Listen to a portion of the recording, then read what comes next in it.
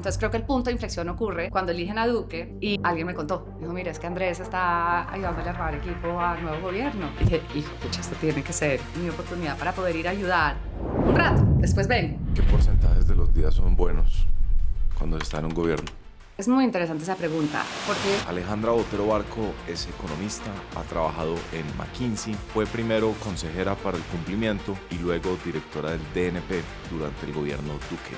¿Cuál es un típico problema que lleva mucho tiempo por ahí dormitando? pues mira, el que abanderamos es el de catastro multipropósito, por ejemplo. ¿Cuál es la manera fácil de explicar el catastro multipropósito? La más fácil es que hay en el mapa de Colombia. Ya. Las 114 millones de hectáreas de Colombia, Sí. cómo es que están distribuidas, quién es dueño de qué. Me acuerdo de mis estudios de derecho y cuando uno ve una escritura de una finca, ¿no?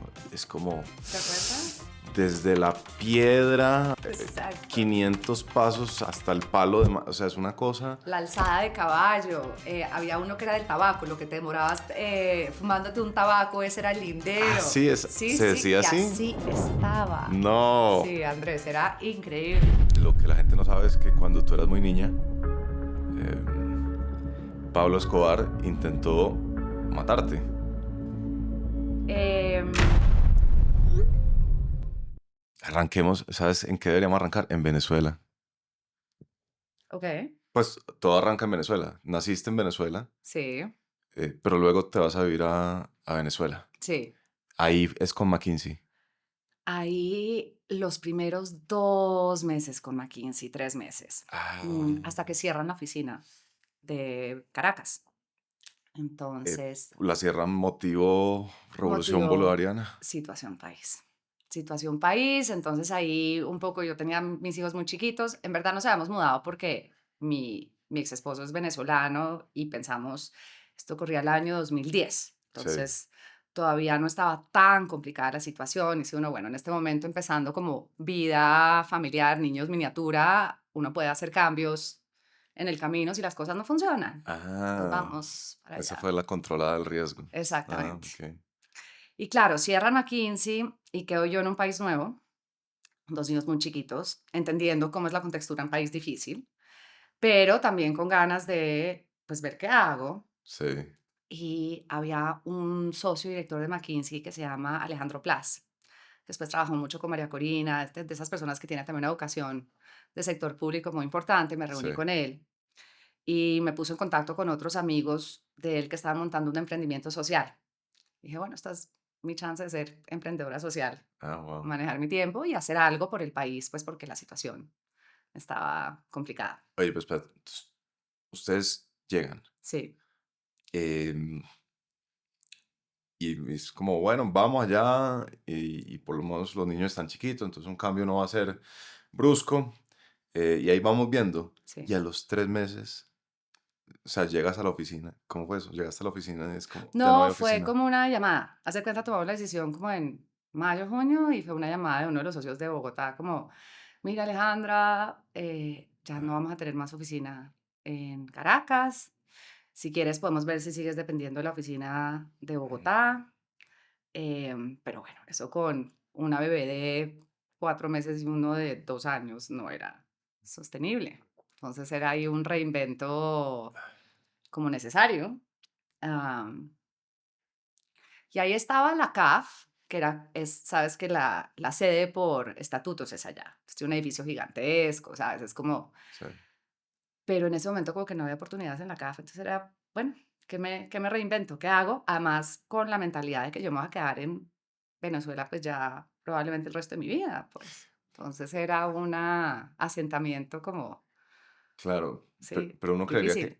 que la noticia de vamos a cerrar McKinsey habría sido como voz de alerta de esto se va a poner complicado o no estaba tan ligado con algo muy contextual que estaba ocurriendo en el momento.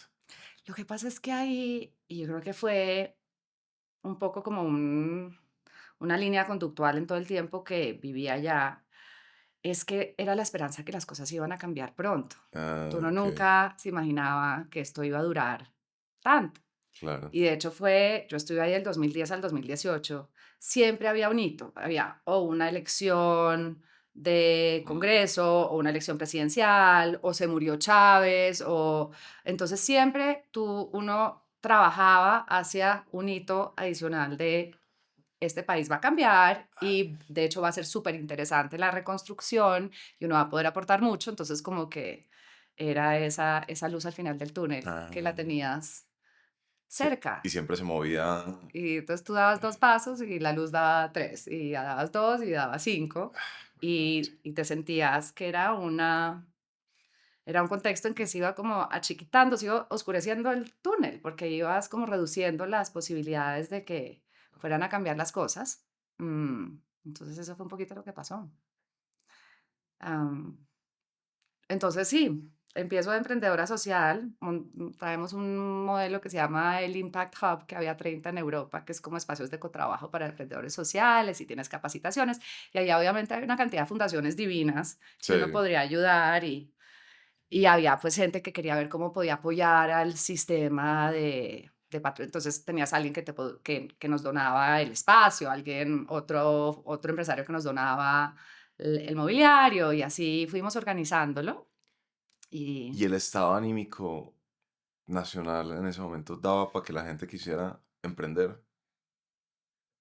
mm, Para mí es que, Alejandro, es muy difícil sí, imaginarme cómo se siente, ¿no? Esa historia que uno ya sabe cómo se ha desarrollado, pero cómo se sí. sentía en su momento. Es muy interesante esa pregunta, porque yo creo que había tenías un vacío de lo que estaba pasando del sector formal de la economía, que estaba absolutamente estancado con unas distorsiones gigantescas, cambiarias, pues corrupción, tenías un Estado pues que realmente no estaba funcionando, una preocupación, todo era una visión muy a corto plazo y todo el mundo estaba tratando de sobrevivir. Pero después tienes unas generaciones que son venezolanas, que están criadas ahí, que tienen o que ver cómo mantienen lo que tienen allá o que pueden inventar, pero mucho era alrededor de las distorsiones que se podían crear Ah, por el gobierno. ya, Entonces, temas cambiarios o, no sé, no te funcionaban los servicios públicos. Entonces, el que importa ¿cómo se llaman estas? Los generadores eléctricos, los que cavan los pozos para poder tener agua porque el agua no era constante, ¿sabes? Entonces se termina creando una cantidad de economía informal alrededor de las distorsiones de lo que estaba pasando claro. para emprendimiento. Pero nosotros estábamos enfocando, eran emprendimientos sociales. Entonces ahí también tenías una cantidad de temas para pobreza, para los sectores sociales que no estaban atendidos, para alianzas como con organizaciones que querían ayudar. Entonces siempre hay algo pasando. Lo que pasa es que las condiciones eran mucho más cortoplacistas Claro. que la economía, digamos, real, productiva, inversión a largo plazo, Sí. crear nuevas Y además soluciones cosas. privadas Cien por ciento. asuntos públicos, Sí, ¿no? era Es a como, pesar de, más o menos, en vez como, de trabajar de la mano con. claro, Sí. pero claro, falla el alcantarillado y ahora pues hay que tener una solución privada y no hay energía, entonces hay que tener, wow, Y eso se va dando gradualmente, o sea, no es como de la noche a la mañana, sí, pero sí se va dando y claro, yo estaba, digamos, estaba casada con un venezolano, mis hijas eran venezolanos, era un poquito como que la mentalidad de cómo cambiamos este país. Entonces yo claro. iba a todas las marchas, o sea, todo era, bueno, a ver qué podemos hacer para cambiarlo y pues no pasaba. Am, entonces una alternativa ahí fue irme a trabajar en la CAF, en un banco de desarrollo. Estás un poco blindado porque estás hablando en una visión regional, trabaja en Claro, la parte del sector privado. Los niños chiquitos tampoco es tan grave, por ejemplo, el éxodo que estaba pasando o la seguridad que cada vez que se volvía más complicada porque pues viven en sí. un microcosmos solamente por ser chiquitos.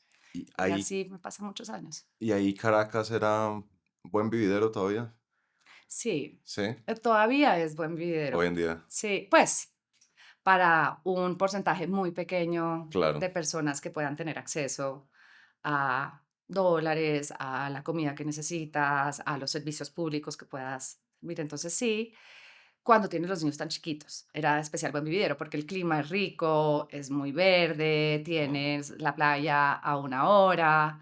am, es como vivir en una ciudad intermedia en Colombia un poquito. O sea, era como en un Cali o en Medellín, Sí, con una vida familiar muy grande. Mi Nacho tiene 60 primos hermanos, entonces estás como que te metes a como a un contexto muy, pues muy protegido. Sí. claro, ¿Qué pasa? Que entonces las cosas se van complicando, digamos, se muere Chávez, llega Maduro, ve uno que de verdad las cosas no cambian, la economía sigue para abajo, la inseguridad sigue para arriba, y sobre todo yo creo que como la falta de esperanza de darte cuenta que esto no está cambiando, sí. que es lo que a mí finalmente pues me lleva a tomar la decisión de ver cómo puedo venir a trabajar en Colombia. Mm. Y eso hubo como un momento, un punto de inflexión que tú puedas recordar que fue como un proceso gradual o como un día que tú dijiste, no, esto no. No, sí hubo como un punto de inflexión, que fue en el 2018. Ya, mentira, ya llevaba un par de años como que viendo que las cosas no se estaban mejorando, la situación se estaba empeorando, sobre todo la de seguridad, Sí, que sí tenía como una cosa, yo no quiero volver a vivir la seguridad, la falta de seguridad que viví cuando estaba creciendo acá en Colombia. claro.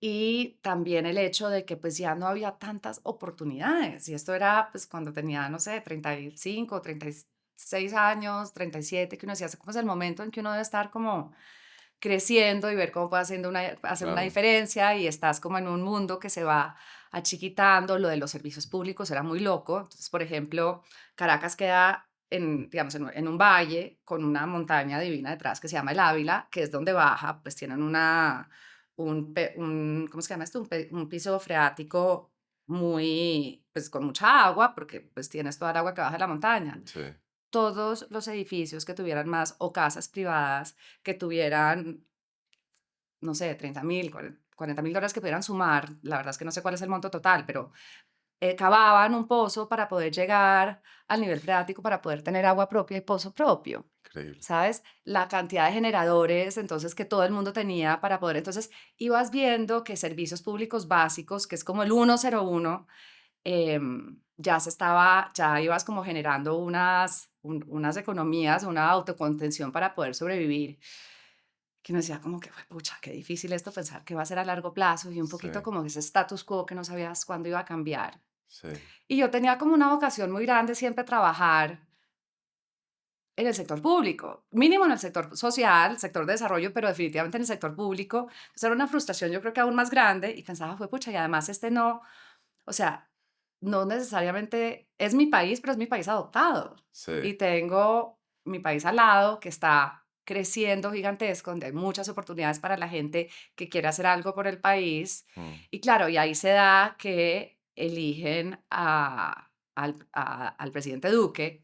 Yo no lo conocía, no tenía ni idea quién era, nada. Y de cierta manera creo que también fue bueno porque estuve en Venezuela durante toda la época de la polarización del proceso de paz, el sí y el no, el más lo veía como a distancia, muy interesada, pero pues sin sí, tomar necesariamente partido. Y claro, entonces creo que el punto de inflexión ocurre cuando eligen a Duque y ya. uno de mis mentores en la vida es un socio de McKinsey que estaba ayudando a armar equipo. Y alguien me contó. Me dijo, mira, es que Andrés está ayudándole a armar equipo al nuevo gobierno. Y Ah, dije, hijo, pucha, esto tiene que ser mi oportunidad para poder ir a ayudar un rato, después vengo, pero tengo que ir a hacer algo, porque si no me voy no sé, me voy a desinflar, sí, ah. me voy a resignar y no quiero resignarme en mi vida. ¿Y entonces qué le escribiste un mensaje de Entonces le WhatsApp? escribí a Andrés un WhatsApp. Le dije, Andrés, me encantaría si se puede, esto ya como corría como junio del 18. Y me escribe, claro, dame tu hoja de vida y vemos, o sea, ya se están cerrando las cosas, pero se la pasé. Y me dice, bueno, mira, hay dos oportunidades. Una es trabajando con este empresario que está llegando, que se llama Carlos Enrique Moreno. Él va a montar lo que se llama un Delivery Unit o unidad de cumplimiento para traer herramientas del sector privado a ver cómo se gerencian las prioridades del presidente. Y después hay una oportunidad con Jorge Mario Isman también, que está armando equipo. Ven y ves y qué pasa. Y me fui literalmente un viernes, creo que de Mm, viernes a sábado, me entrevisté con Carlos Enrique y me encantó, porque sí era una persona ya más allá del bien del mal, inteligentísimo y con una gran vocación de poder ayudar sí, al presidente a montar esto. Entonces me fui a trabajar con Carlos Enrique. Entre el 2010 y 18 que estuviste, Ujú. ¿fue un asunto de emprendimiento social todo el tiempo con el Impact Hub? Mm, Luego la hasta el CAF, 2014, y ahí fue la exacto. CAF. Y de ahí apenas entró el Impact Hub en administración, o sea, como que ya se abrió las puertas, como a los 2 meses. Me escribió un director de la CAF Ya, que yo conocía porque había sido profesor de Columbia cuando hice el MBA y entonces sabía que yo estaba en Caracas y me dijo, había una oportunidad que se abre en la CAF, en la parte ya. del sector privado, en conocimiento, vente. Y yo pues, la verdad es que no, me di cuenta que no soy tan, soy más aversa al riesgo de lo que creía y la idea de Ya, trabajar en un, digamos, en un establecimiento grande que tuviera temas de desarrollo, ¿sabes? mm. Me llamaba mucho la atención, entonces me fui para la CAF. CAF las siglas son, TEC, o sea, es Corporación Andina de Fomento, ya, porque se funda en el 68 por los 5 países andinos, ok, pero hoy en día son 23 países. ok, Entonces, ahora se llama CAF, Banco de Desarrollo de América Latina y el Caribe, ok. porque tiene países pues de toda la región, ¿Y a quién le dan plata? a los mismos países A los y al países. sector privado, pero es CAF, la cartera total es súper grande, son 34.000 millones de dólares. Ok, am, de los cuales el 90% son soberano y 10% más o menos es no soberano. Entonces, básicamente lo que hace es prestarle a los mismos países accionistas ya, para proyectos de infraestructura, de agua, sobre todo de infraestructura, es un gran banco de infraestructura. ok, Y cada vez más está tratando de crecer la parte del sector privado para movilizar recursos, todo en pro del desarrollo, pero digamos pensando en, es como un espíritu mucho de cooperativa, básicamente porque son todos países latinos, más un poquitico España y Portugal, a diferencia del BID o el Banco Mundial que tienen países donantes y países pues que reciben los ya. recursos. Acá somos todos latinos. Ah, ok. Y Ujú. sí, ese mapa de bancos, como si se pudiera decir, de desarrollo, para mí nunca ha sido claro. Está el BID, em, yo no sé si ahí en ese combo está el Fondo Monetario Internacional. Para mí es solo confusión. ¿Cómo es como el de los grandes, como este presta es para carreteras, o no se divide es por especialización, sino... Sí, no, es muy buena pregunta. Hay como un mundo grande que se llaman como las instituciones financieras internacionales. Entonces ahí, por ejemplo, la más clave es el Fondo Monetario, Sí, que se enfoca sobre todo en apoyos financieros y económicos, ¿no? Después tienes el Banco Mundial, que es como la gran sombrilla, sí, que dentro del Banco Mundial tienes el Banco Mundial, pero también tienes el IFC, que es como el brazo privado del Banco Mundial, sí, tienes MIGA, que es la Organización de Garantías. Entonces el Banco Mundial hace, digamos, haz de cuenta, la gran misión es para reducir la pobreza y ahora tiene un componente verde.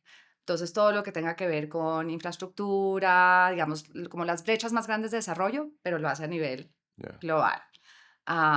Después tienes el Banco Interamericano de Desarrollo, el BID, que también se crea un poquitico antes de la CAF, de repente, pero tiene a miembros, pues tiene a Estados Unidos, tiene países europeos, tiene a China, con la idea también es que vamos a unirlos todos en pro del desarrollo de Interamérica, o sea, de la región, pero con fondos en gran parte de países desarrollados. ok, Y después tienes la CAF, en el caso de América Latina, que son todos, pues, países latinos, ya, que todos pusieron su grano de capitalización para después ser parte del banco y poder pedir prestado, claro, básicamente. ok, Y así pasa con África, así pasa con Asia, y después ahora tienes como híbridos nuevos, o bueno, no necesariamente híbridos, pero hay, por ejemplo, el New Development Bank, que es un banco pues, que en este momento lidera más o menos Brasil, pero son como más o menos el banco de los BRICS. Se van creando distintas como alianzas en pro del desarrollo de países. sí. Entonces, El, esta, tú naciste en Venezuela, tu familia en Cúcuta, se crió, pues, es de Cúcuta. ¿Cómo es la sensación tuya personal de identidad en cuanto a si eres colombiana, venezolana, eres... y, hmm, yo nací en Venezuela 100% por coincidencia. Sí, El primer trabajo de mi papá después de su posgrado fue en Venezuela. Esto era a finales de los 70, entonces era una Venezuela pujante, que trabajaba en el Citibank, o sea, todo era como en gran contraste con lo que pasaba en Colombia, ¿no? Y estuvo 2 años, Ya. y en ese interino nací yo. Ah, ok. Entonces, yo nunca volví a pisar Venezuela, sino que hasta por coincidencia, pues, me novié con mi Ah, ex esposo. ok. Entonces, es más como una nacionalidad de adopción de grande, Ya, eh, que algo que tuve durante mi adolescencia y mi niñez y tal. Siempre ya, fui súper colombiana. Claro, ahí dentro de Colombia tienes, exacto, a mi abuelo cucuteño, por el lado de mi mamá, de mi papá, paisas y caleños, no tanto como de Bogotá, ya, pero definitivamente colombianos. Sí, eso no hay duda. ya. Pero no sucede la situación de que uno, al ser de una ciudad fronteriza, entonces hay ambivalencia respecto, ¿no? Le parece, pues la frontera finalmente es como medio una Como invención más ahí porosa. ficticia. Sí, Mm, puede ser. Lo que pasa es que para mí, cuando estábamos creciendo, nunca fuimos a Cúcuta, ah, nunca. Entonces era más como parte como de una, pues como de la historia de mi abuelo y algo de mis hermanas, de mis tías y de mi mamá, pero nunca fue como un sitio ni donde íbamos a pasar vacaciones o que yo supiera cuál fue la casa donde creció mi abuelo. Era más como estas historias de, no sé, el pozo petrolero donde vino mi bisabuelo, el papá de mi abuela, y sí, entonces cómo terminó en Tibú y cómo fue ahí que mi abuela conoció a mi abuelo y pues obviamente toda la historia de la familia de mi abuelo, pero era más como narrativa que como un sentido. ya, que una sensación. Sí, Eh, esta idea de un comité de cumplimiento, de sí. ejecución, como ese, sí, como un órgano ahí aledaño al gobierno encargándose de garantizar que se ejecuten los proyectos. ¿Esto era primera vez que se implementaba en un gobierno de Colombia o esto era como una cosa usual de, no sé, llega un gobierno nuevo y dice, bueno, ¿quién se va a encargar del, ¿cómo se llama? El Sí, cumplimiento. se llamaba la Consejería para Gestión y Cumplimiento, Ya, pero realmente, digamos, yo creo que el nombre más preciso es como, lo que pasa es que suena raro, pero en inglés se llama Delivery Unit, es como una ya, unidad de entrega, porque ya, es como la acción de que las cosas pasen, sí, más que de cumplimiento, que suena como más fiscalizador, sí, ¿sabes? El presidente Santos implementó una suerte de unidad de cumplimiento durante su gobierno, que era el que manejaba María Lorena. ya, em, pero lo hizo mucho más amplio. O sea, él tenía muchos proyectos, 100 proyectos, 150 proyectos, 200, entonces era más una como contabilización, una rendición de cuentas de qué era lo que estaba pasando. ya, La visión desde nosotros, apoyada por unos asesores del BID y de hecho con financiamiento de un crédito del BID, era pocos problemas, mucha profundización en esos problemas. O ok, sea, los más complejos, los más prioritarios y los que realmente requieren como un valor agregado desde presidencia, esos los tomamos. De resto, los que pueden hacer cada ministerio por su propia cuenta, ya, que se encarguen ellos para no ok, suplantar funciona, funciones. ok. ¿Y Sí, cómo llegaron a esos problemas? fue súper interesante porque lo que decidimos fue, vamos a tener reuniones, pues obviamente con cada uno de los ministros. Bueno, el presidente Duque ya tenía una lista que se llamaban sus 203 propuestas, que era lo que había hecho en campaña, entonces eso sirvió como para una primera base. Eh, y después también había hecho otro ejercicio territorial que también se sumó.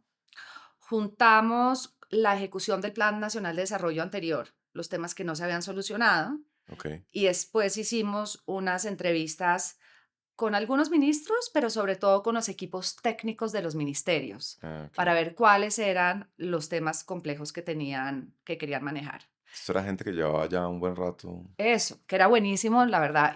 Imagínate a mí cómo me sirve yo llevando 10 años afuera de Colombia, claro. llegar a sentarme con el equipo técnico de educación, de salud, de transporte, o sea, fue espectacular. Y ellos tienen muy claro no solo cuáles son los problemas que no se han resuelto, sino cuáles son las trabas Claro, que se tienen que solucionar, cuáles son los decretos, cuál es la duplicación de funciones, cuáles son, porque lo que queríamos era llegar a unos planes de trabajo muy profundos, muy detallados para poder hacer ese cambio estructural en problemas Mm, que llevaban tiempo sin solucionarse. ya. Entonces, esa ¿Cuál, era un poquito la visión. cuál es un típico problema que lleva mucho tiempo por ahí dormitando o que te acuerdes de Pues eso? mira, el que abanderamos y que creo que abanderaré el resto de mi vida hasta que se cumpla, es el de catastro multipropósito, por ejemplo. Claro. Ese es un ejemplo clave. ¿Por qué? Porque es un tema que es pues la base para muchísimas cosas. O sea, obviamente para el tema de propiedad de la tierra, pero también para las finanzas territoriales, también el efecto multipropósito para poder unir esa cantidad de capas que tenemos ambientales, sociales, de información, que te dé una sola información, Sí. para empoderar a las regiones a que tengan sus propias finanzas. O sea, por todos lados el catastro multipropósito, pero sobre todo para el tema de la tierra, era fundamental. ¿Cuál es la manera fácil de explicar el catastro multipropósito? Am, uf, la manera más fácil es poder saber qué hay, cómo, qué hay en el mapa de Colombia. Ujú. Entonces, cómo está mapeado el mapa, valga la redundancia. O sea, si tú tienes un pedazo de tierra, hasta dónde termina el tuyo y dónde llega el mío. Sí. Por dónde es que pasa el río y dónde tiene el lindero del río. Si está un parque nacional, hasta dónde está protegido. Y que ese dibujo esté mapeado. Nosotros le añadimos un componente, ese es el catastro básico y que puede ser, y se llama el catastro pues fiscalista también, que es como la primera plana. Es bonito saber cuáles son, no sé, si, siendo burdos, entonces si uno dice, Colombia son 1 millón de fincas, ¿sí? Sí, exacto. Entonces necesito saber dónde llegan, cómo son las fronteras y los límites de cada una de esas fincas. Exactamente, o sea, de Ya, las 114 millones de hectáreas de Colombia, sí, cómo es que están distribuidas, quién es dueño de qué, sí. cuál es parte del Estado, qué son parques nacionales, qué son todo, eso es como lo básico. ¿Y por qué es tan difícil saberlo? Porque la geografía es muy accidentada y, o Hay qué. una combinación de cosas, o sea, uno es la forma de hacer catastro, porque antes lo Ya, que hacíamos era que era una función que solo hacía una entidad, que es el IGAC, que sí, básicamente era el encargado de tener que actualizar el catastro cada 5 años del país. ya, ¿Qué es lo que pasa? Si es una entidad haciéndolo desde digamos, centralizado, primero era súper costoso digamos, muy difícil de poder actualizar cada 5 años. sí. Entonces, cada cierto tiempo, si no lo hacían, se iba desactualizando. Mm. Cuando nosotros llegamos, el 5% del país estaba actualizado catastralmente. ¿Qué quiere decir? Que era el que tenía la información más vigente, pues. De resto, tú podías tener terrenos, estaba como el 30% del país que estaba ni formado catastralmente. O sea, tú tenías unos mapas y sabías más o menos, pues, sobre todo en el suroriente del país, pues toda la zona que es como siempre es la que está más rezagada, Sí, donde no estaba ni siquiera formado. O sea, tú tenías comunidades indígenas y no podías saber exactamente cuál era la delineación donde estaban las comunidades. claro. Los parques nacionales los sabías más o menos como con unos mapas, pero de Mm, ahí no sabías. Entonces era una urgencia importantísima, porque tú, aún por, digamos, los compromisos de entrega de tierras o los compromisos pues, de la reforma que uno agraria, digamos, más que la reforma, pues todo lo que los compromisos, por ejemplo, del proceso de paz, sí, todo parte por tener un catastro actualizado, claro, porque es que tú no puedes estar haciendo titulación sin tener el catastro base. claro, claro. Y lo que era súper interesante en general del catastro es que es un tema muy técnico. Pues claro, nos demoramos mucho en entenderlo, pero es muy bueno porque no es político. Tú el Sí, catastro lo mejoras, eso está hecho en el mundo. O sea, tú le hablas a un noruego de catastro y te dice que existe, porque no tiene por qué saberlo, porque es un problema que ya está solucionado. claro. ¿Sí me entiendes? Sí, no, a mí me parece fascinante. Primero, la dificultad del asunto. Yo me acuerdo de mis estudios de derecho. Y cuando uno ve una escritura de una finca, ¿no? Es como ¿Te acuerdas? desde la piedra, eh, Exacto. 500 pasos hasta el palo o sea, es una cosa. La alzada de caballo, había uno que era del tabaco, lo que te demorabas fumándote un tabaco, ese era el lindero. Sí, Sí, se sí, decía y así. así estaba. No, Sí, Andrés, era increíble.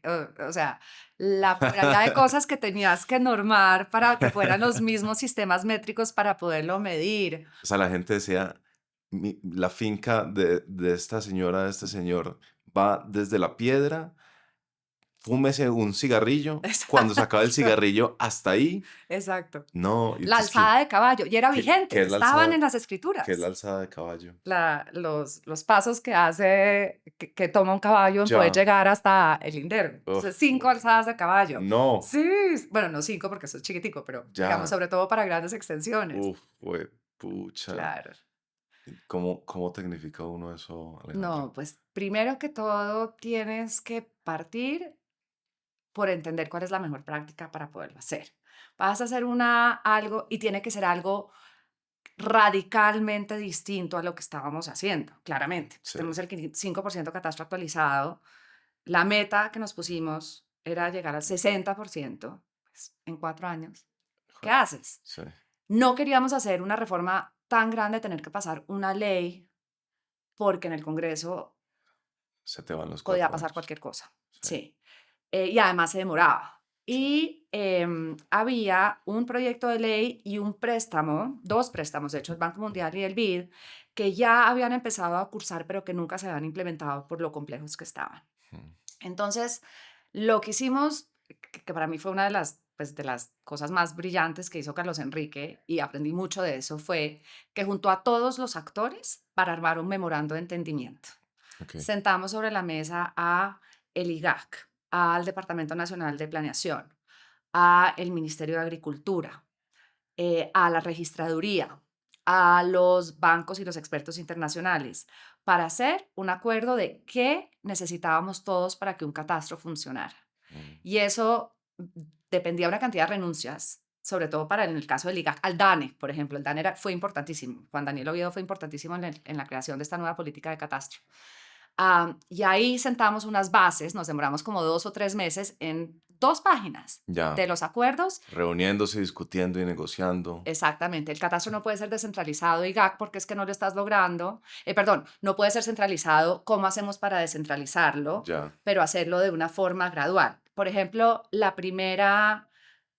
primer acuerdo que llegamos es que no iba a ser una función pública, que era lo que era, sino que se va a volver un servicio público. Ok. Al ser un servicio público, tú podías descentralizarlo y que no fuera el IGAC el único que lo podía hacer, sino que tú pudieras crear gestores catastrales que se tenían que, digamos, obviamente tenían que tener unos requisitos, pero que ellos fueran los que pudieran prestar el servicio catastral en todo el país. Ok. Tenías que regirte por unas reglas de juego internacionales, por ejemplo, y entonces ahí el DANE era fundamental y pues todo el apoyo internacional que nos podían prestar para poder llegar a... Hay un modelo global que se llama el LADM, el Land Administration Domain Model. Eso es lo que necesitábamos, borrar todas las alzadas de caballo y los Ya. tabacos para llegar a las mismas normas de lo que se estaba haciendo internacionalmente. ¿Y eso ahora era que con coordenadas o como qué Entonces es reemplazó el tabaco? exacto, con mapas satelitales, con coordenadas, con un solo sistema de Ya. información. Entonces todo eso lo tenías que ir armando. Claro. Lo otro clave, por ejemplo, era destrabar el financiamiento, o sea, porque esto es un tema muy técnico, no es tan sexy. Tú estás pidiendo Claro. plata para educación, estás pidiendo plata para vivienda, estás Sí, pidiendo pues, súper por catastro chévere. multipropósito y ya tenía 150 millones de dólares en estos dos créditos que lo necesitábamos destrabar. Claro. Entonces Es ahí pedir fuimos, plata para ir a medir fincas. más o, Pues no para ir para... pero más o menos, o sea, la idea sería medir fincas, pero entonces para invertarte una forma en que puedas medir la finca de la forma más eficiente. Claro. Entonces, usar métodos indirectos a través de fotos satelitales en las áreas donde es una cantidad de terreno y no hay poblaciones. Claro. Entonces, tú, digamos, para gran parte del área de Colombia, que está muy despoblada, tú puedes usar unos métodos que sean indirectos de actualización catastral. Ujú. Para las áreas pobladas y para los catastros urbanos, eso sí tienes que ser mucho más preciso, Claro. obviamente. Tienes que ir de la mano con los alcaldes y los gobernadores. Ellos tienen que ser los primeros interesados en poder actualizar catastralmente y que Claro. para ellos se les signifique un ingreso. El apellido multipropósito, para mí, es de la parte más bonita que hicimos, porque ¿qué significa multipropósito?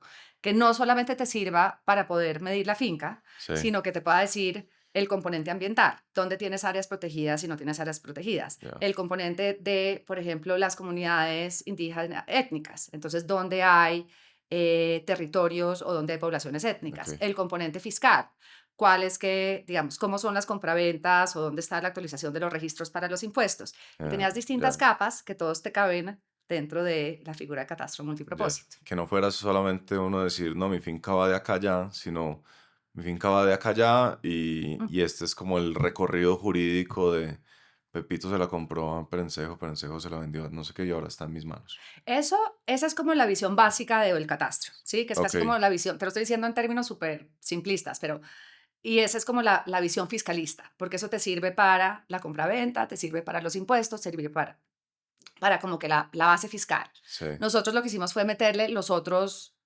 componentes también. Está la ya, fiscalista, está la económica, está la ambiental, está como que todas las otras capas que te sirven para tener una información completa de cómo es el ya, país. ya, ok, Entonces, eso era como la versión multipropósito. Entonces, por eso no solamente trabajábamos con la registraduría, con el IGAC, sino que también con el Ministerio de Ambiente para que los sistemas de información que ellos estaban levantando también lo pudiéramos. ya, Porque, por ejemplo, un catastro actualizado te sirve para poder entender muy bien la deforestación, poderla frenar, porque ahí puedes ver exactamente dónde son los linderos, cuáles son las áreas protegidas, en mm, qué momento se está corriendo la frontera ya, catastral, si se está haciendo de forma legal o ilegal. Te sirve como una prueba cuando estás tratando de tener, cuando estás pues peleando la deforestación entre actores ilegales.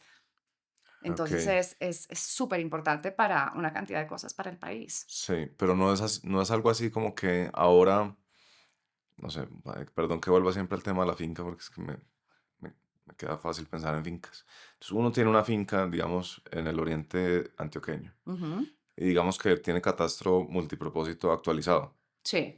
Eso quiere decir que se sabe en la finca cuántos metros cuadrados hay, cuántas hectáreas de árbol hay, Pues de entonces bosque. ahí tú tienes si tú tienes tu catastro actualizado, si ya se pasó y se actualizó el catastro, entonces tú ya lo primero que pasa es que el municipio sabe exactamente cuál es tu Ya, finca sí, y qué estás haciendo en la finca. Entonces, si es una finca productiva, no productiva, si tienes una casa, pues la casa, ya, entonces sabe qué impuestos cobrarte porque tienes el catastro actualizado. Por eso es ok, que es muy importante para los municipios que puedan actualizar. claro, No claro, necesariamente es tan popular, por eso es que los claro, alcaldes tienen que hacerlo casi que al principio, sí, pero sí les va a generar un retorno económico importante. Entonces, claro, eso es lo primero. Lo otro es que ahí vas a saber en la finca si tienes un área protegida. Si tu finca era de tantas hectáreas y después se hizo un parque nacional natural después, tú sabes que tal parte de la finca pues no la puedes usar para otros propósitos, sino solamente proteger el parque, por ejemplo. claro, Y lo lindo de la nueva política de catastro multipropósito que implementamos es que se actualizaba permanentemente. ¿En qué sentido? En el momento que tú, Andrés, decías venderle la finca a Menganito, sí, esa transacción se contabilizaba dentro del sistema de información y entonces ya se consideraba que fuera como una actualización catastral, ah, de ok, cierta forma. ya, Entonces, no solo descentralizabas para que tuvieras gestores catastrales que ayudaran a actualizar el catastro y que fuera un tema más de las regiones, que era súper importante, sí, sino que también tenías unas formas de poder tener una actualización permanente y también la incorporación de estos, lo que llamábamos métodos indirectos de actualización, que es que en las zonas no pobladas, en las zonas muy grandes, que fuera costosísimo irte a medir la finca o irte a medir, ¿no? Imagínate Guainía o imagínate, no sé, Cumaribo, que es gigante, ¿cómo hacías? Entonces eso podías sumar los mapas satelitales, podías hacer otros mecanismos indirectos para poder actualizar el mm, catastro. Y eso fue lo que no aceptó este gobierno. ah, ok, y Ujú. drones, ¿no? Dro- em, pero sobre todo en las áreas urbanas. Teníamos Ok, casos súper exitosos que nos ayudaron a poder mover la política, que era, por ejemplo, la actualización catastral de Barranquilla. Barranquilla tuvo una época en que actualizó el catastro y sus finanzas crecieron de una forma súper sí, importante. Entonces eso nos servía mucho para poder convencer a los alcaldes, pero claro, a los alcaldes sobre todo de las áreas urbanas que querían actualizar su catastro. claro, Para las áreas rurales era más difícil. Entonces, por ejemplo, los créditos que usamos y el apoyo que nos dieron la cooperación suiza, mm, la embajada inglesa, USAID nos dio como 80 millones para un programa de tierras gigante. Eso lo usamos sobre todo para poder actualizar los municipios PEDET, los municipios más pobres que no necesariamente iban a poder tener ni la plata ni los incentivos para una actualización catastral. sí, a mí me parece un tema muy interesante porque primero es como esas palabras que nadie nunca quiere toca decir. Sí, como, no, como que de verdad, como que Andrés López en la pelota de letras hizo el chiste del catastro, que ¿Qué decía dijo? como que él había ido allá, pues, viste la pelota de letras, ¿no? Me imagino. No te Pero perdiste esa no. etapa de nuestra formación cultural colombiana. Sí. Entonces él decía que ser adulto es cuando le dicen vaya mijo al catastro y haga la vuelta. Y entonces que él llegaba y que volvía a la casa y le decían, "Cuido, ¿cómo le fue en la vuelta al catastro? No, pues, yo fui allá y yo busqué al señor catastro y no lo encontré por ningún... O sea, pero aparte de eso es como la misma sonoridad de la palabra es algo con lo que uno no quiere verse involucrado ni Totalmente. aprender. O sea, si tú me vendes a mí el curso en línea de Aprende todo sobre el catastro, Ya te duermes. sí, Sí. probablemente no lo va a comprar. Pero me parece muy interesante porque sobre todo en un país en el que está esta idea de que lo que ha faltado para arreglar los problemas es voluntad política. Es como darse cuenta que por más de que uno diga, vamos a expropiar todas las tierras de los grandes terratenientes y entregárselas a las comunidades étnicas o a los pobladores originales de esas tierras, vaya y hágalo. Y vaya y hágalo está intermediado o está obstaculizado por una palabra muy jodida que llama catastro, Exactamente. ¿no? Es como, Sí. es el vínculo perfecto entre los grandes problemas políticos y la técnica y cómo, digamos que grandes avances del país pueden lograrse, no necesariamente las mismas discusiones de hace 50 años, sino con Le cumplimiento diste y en el con... meollo del asunto. Porque además, y lo que me pareció más interesante de todo, y creo que por eso fue que logramos avanzar tanto, es que le quitamos todo el componente ideológico. Porque Claro, claro, es el primer paso para la titulación. sí, Y por supuesto que el presidente Duque tenía unas metas de titulación muy grandes para poder ir cumpliendo, pues todo, digamos, parte de su plan de gobierno y también, pues lo que estaba en el compromiso de los acuerdos de paz. O sea, hay unas metas ambiciosas del país, pues del Estado, que se tenían que cumplir. Y eso parte por la actualización catastral. claro. Pero el momento que tú juntas a todos los actores, hablar sobre las técnicas, los mapas satelitales, la mejor forma, el Land Administration Domain, el LADM, ya le quitas cualquier vicio de orientación, no Sí. cualquiera, pero la gran parte, porque son temas técnicas de cómo lo haces. Eso yo creo que fue algo muy importante que nos permitió avanzar en algo que puede ser muy complejo y muy difícil como país, Sí. pero que era absolutamente esencial. Y Sí, aún así, se imagina uno, Alejandra, que como todo en Colombia había una gran resistencia a hacerlo. sí. Eh, ¿Notaste eso? O sea, mejor dicho, Sí, claro, no, no eso sé, es hubo. que a veces la inercia es como una cosa tan curiosa, como que no me sorprendería que me digas, no, la gente quería seguir comprando los cigarrillos para poder medir la distancia. No Sí. me sorprendería.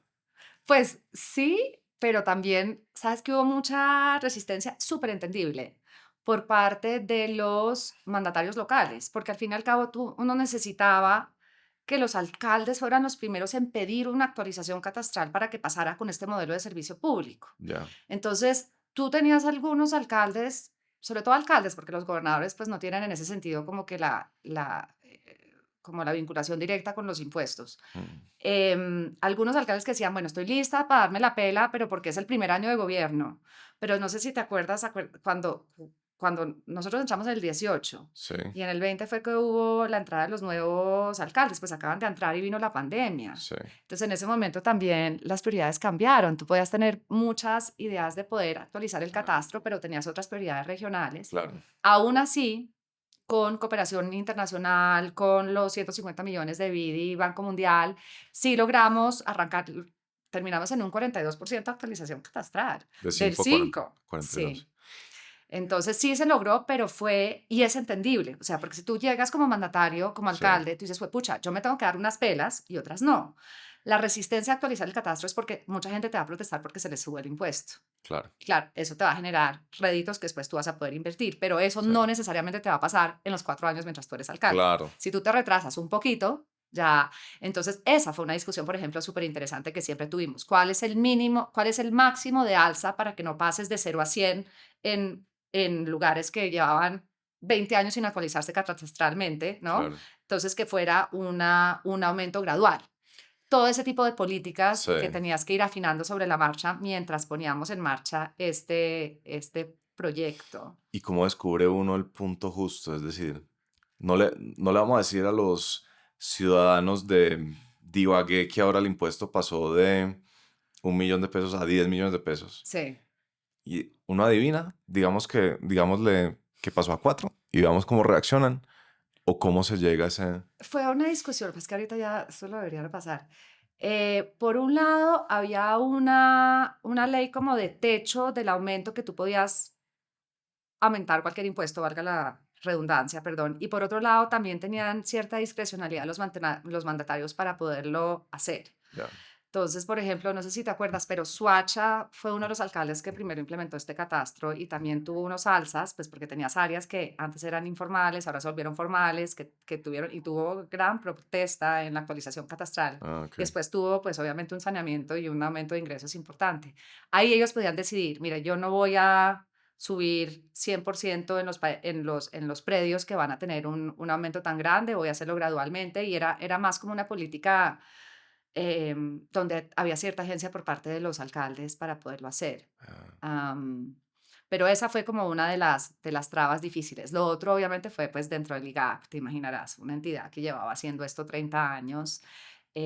Pasamos por 3 directoras del IGAC ok, en 4 años ok. porque era un tema muy complejo, pues, de asumir esto, Sí lo de nombraron. soltarlo. El IGAC estaba muy politizado porque tienes como juntas, tenías juntas regionales que nombraban. Entonces, eso también fue como un cambio de cultura muy importante. Ya, Y esto un poquito te refleja qué tipo de problemas tiene un gran valor agregado que se lleven desde gestión y cumplimiento, porque es algo que no hay un solo sector mandado a poderlo hacer. claro, El IGAC no tenía la fuerza para poder juntar a todos estos actores, ni el interés necesariamente. claro. El DNP solamente tenía la política, no tenía por qué nadie más le iba a seguir.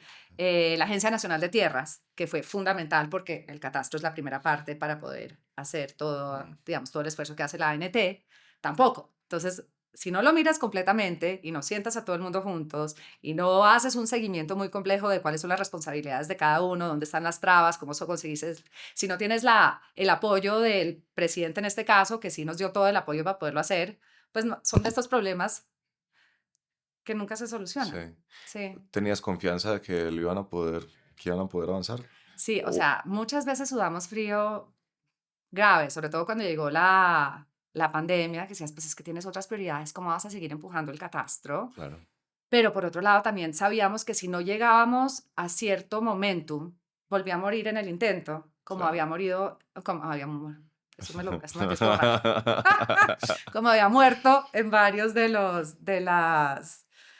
gobiernos anteriores, porque todo el mundo sabía que esto era súper importante y ahí tenías unos expertos maravillosos Sí. en Colombia, pero nadie había logrado el impulso para poder hacer esto. Fue increíble el catastro, sí, desde al principio que era como que qué es catastro, Sí. ahorita es, o sea, soy una firme creyente y bueno, muchos de nosotros, Carlos Enrique, Lorena Garnica, que fue instrumental en la política, todos, digamos, tenemos tatuados la importancia pues de realmente tener un catastro. Sí.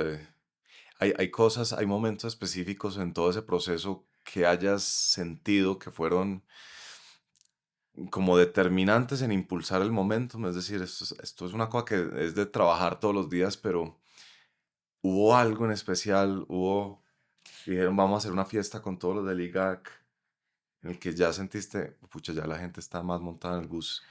La firma del memorando de entendimiento fue fundamental. Ok, Cuando logramos, no sé si esto ya corría a octubre, noviembre, lograr que se pusieran de acuerdo el DANE, el IGAC, el Ministerio de Agricultura, la Agencia Nacional de Tierras, el DNP, en los mínimos preceptos para poder lograr la ruta del catastro multipropósito, ahí fue como que, ¡wow!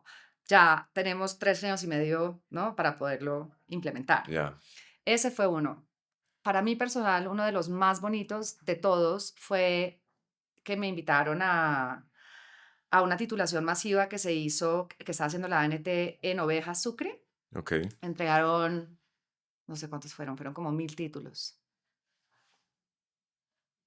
o más de 1000.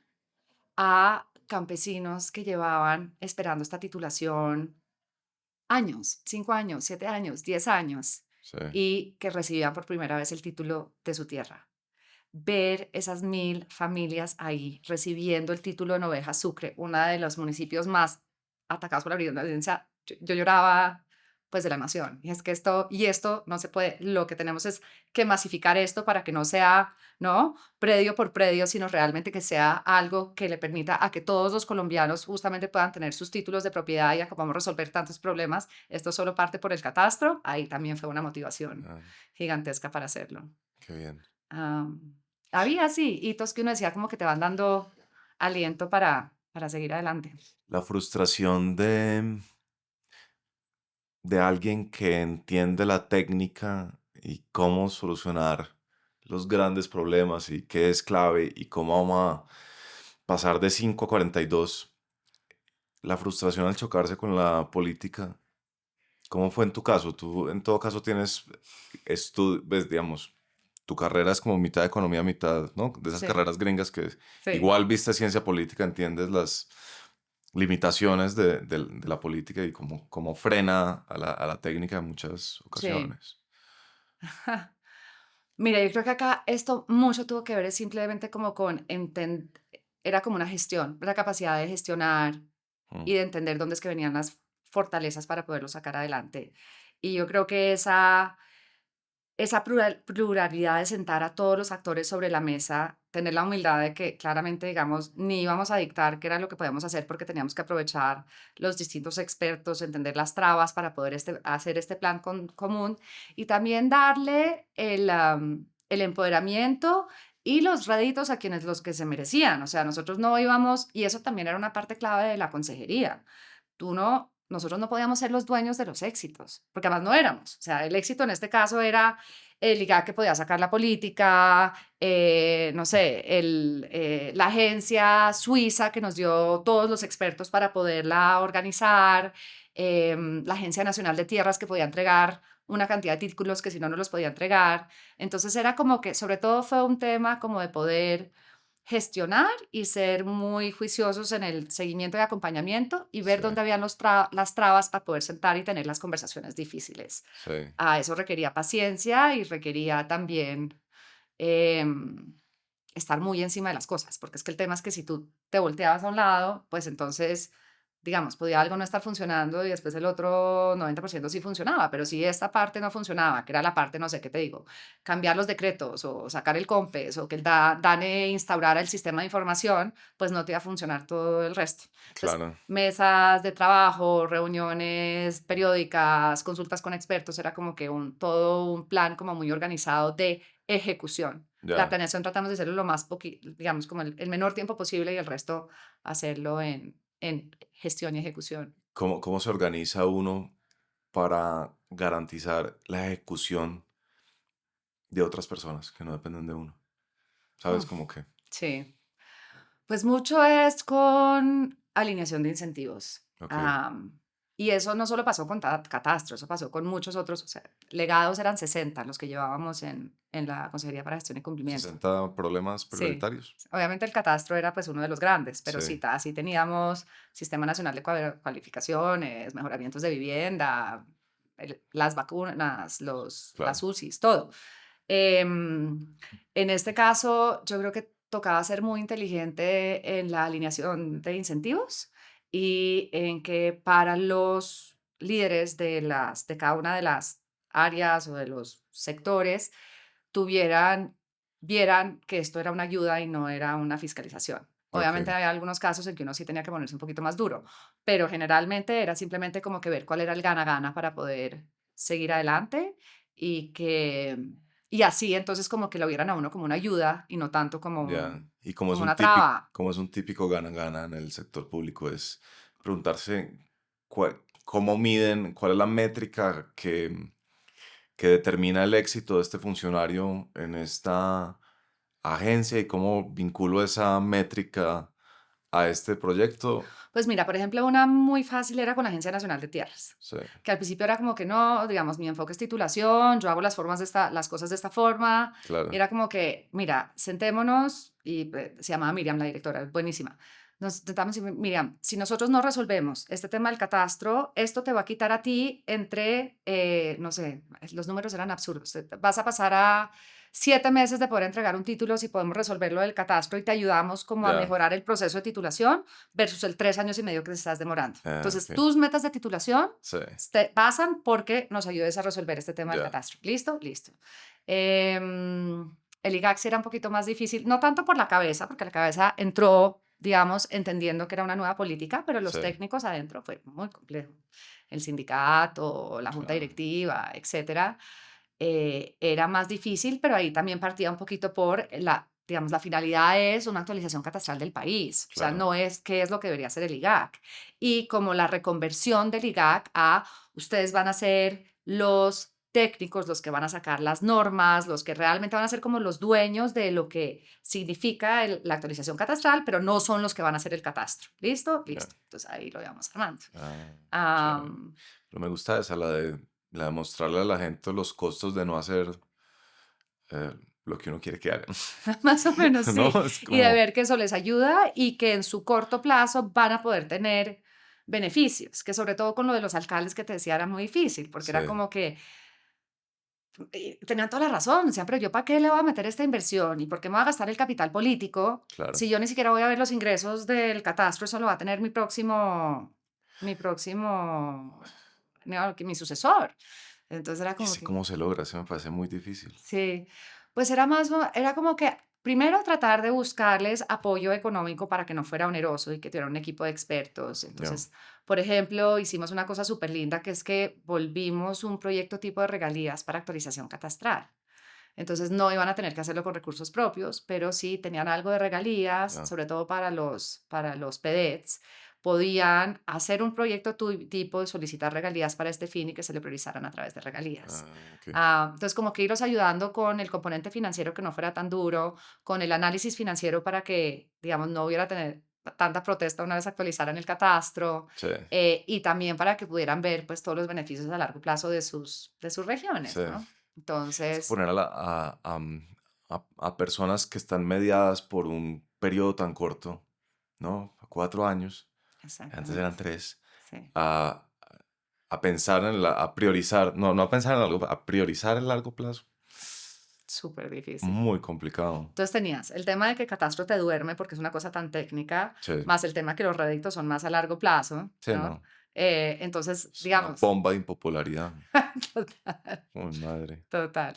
Entonces, eso sí fue un esfuerzo muy grande al principio, pero después afortunadamente lo pudimos atar al tema de titulación y de tierras, atar el tema del desarrollo de las regiones, que para mí Sí, era como de lo más poderoso que podía tener, atarlo al tema ambiental y de deforestación, que las pruebas catastrales podía ser una prueba si tú ibas a hacer un juicio o ibas a hacer, ¿sabes? Entonces tú podías sumarle todas estas cosas de los beneficios de tener un catastro multipropósito sí, que nos ayudó muchísimo. Y lo otro chévere también fue que tuvimos muchísima ayuda de cooperación internacional, porque claro, ellos estaban muy interesados en ver que el tema de tierras y que el tema regional funcionara en Colombia. claro. Entonces, y lo entendían. Sí. Entonces, ahí también tuvimos unos grandes aliados. Cuéntame cómo fue la experiencia de esos los 4 años, de los 4 años del gobierno, Sí, teniendo en cuenta que pues habías vuelto a Colombia, ¿no?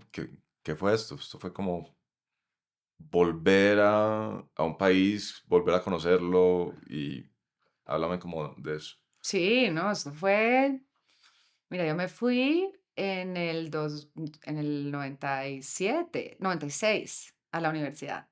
Y entre el 96 y el 2018 solo volví en un momento entre el 2001 y el 2003, o sea, 2 años. Me casé, me fui para Venezuela por primera vez y después volví entre el 2007 y el 2010. O sea, 6 años en total, dos periodos chiquitos desde el 96 y el 2018. Increíble. Entonces, claro, yo venía muchísimo, ¿sabes? Vacaciones cada vez que podía con los niños, estaba muy vinculada obviamente a mi familia y tal, pero pues no es lo mismo que estar viviendo acá. Claro. Creo que fue muy bueno en un sentido porque yo llegué como muy, como caída del cielo, o sea, ni había estado en una de las, como de los bandos de la polarización que había pasado en los últimos años, Mm, ni tenía ninguna como preconcepción, de cierta manera. y también venía pues absolutamente desconocida, técnica de la CAF, te imaginarás que entonces eso fue bueno.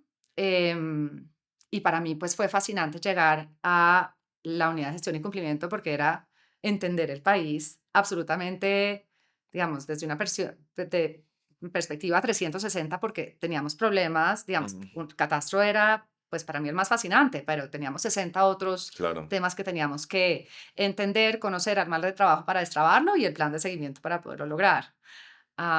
Y ahí sí, el voto de confianza de Carlos Enrique y el voto de confianza del presidente Duque fue impresionante porque a los 6 meses Carlos Enrique pues, prefirió no ser consejero presidencial y entonces sí. me terminan nombrando a mí. Ah, iba a ser él. Sí, iba a ser él. Ah, ok. Iba a ser él y entonces, sí, ya unos temas de salud más personales. Dijo, no, yo en este momento no estoy listo, no puedo. Y sugirió tu Y nombre. me sugirió que Y fue un él voto de confianza te acaba de espectacular. conocer, ¿no? 7 meses. Claro, 7 meses intensos, porque pues Claro. vivíamos ahí resolviendo sus problemas, pero sí. Y también, pues, del presidente aceptarle Mm, esto, porque tampoco me conocía tanto. No me conocía. claro. Am, y con una variante adicional, que es que yo en ese momento tenía 41. Tú tienes unos ministros, Mm, y entre los ministros, pues tienes, obviamente, pues tienes a Carrasquilla, o sea, personas que tienen muchísimo conocimiento, y nosotros lo que hacíamos era, pues, hacerle seguimiento a muchos de los problemas, que partes de ellos, gran parte, pues, eran como pedacitos que tenían que resolver todos. claro. Y teníamos unas sesiones periódicas en el Consejo de Ministros donde rendíamos cuentas de cómo iban los legados. Y para mí la idea de tenerme que parar a pedirle a rendición, digamos, de cómo iban los avances de cada uno de los legados en frente de los ministros, Ah, era algo que Carlos Enrique naturalmente tenía, pues porque era una claro. persona absolutamente reconocida y respetada. Eh, pero para mí eso fue un crecimiento. Sí, una zona de confort muy difícil de poderme ir No, ganando ese espacio, esa crecimiento, no, un confianza. reto muy grande. O Gigantesco, sea, gigantesco. y era que como, bueno, ministro Carrasquilla, cuéntame por qué no han avanzado. ¿Sí? Pues más o menos era como que, bueno, entonces, a ver, Alejandra, ¿cómo van los legados? Bueno, este va en tanto por ciento cumplimiento, este no, ¿y qué es lo que está pasando? ¿Por qué no estamos avanzando? Me estoy inventando en uno que era súper bonito y no terminó siendo tan ambicioso como queríamos, que era resolver la consulta previa, o sea, Sí, destrabar los procesos de consulta sí. previa. ¿Por qué la consulta previa no está avanzando? No, ministro, porque es que en el Ministerio del Interior no lo siguen. Claro, entonces tenías la mirada fulminante del ministro, como que, ¿qué es lo que Claro. está pasando? Sí, sí, sí. Uy, combinado con esos nervios que sientes que te vas a Sí, desmayar.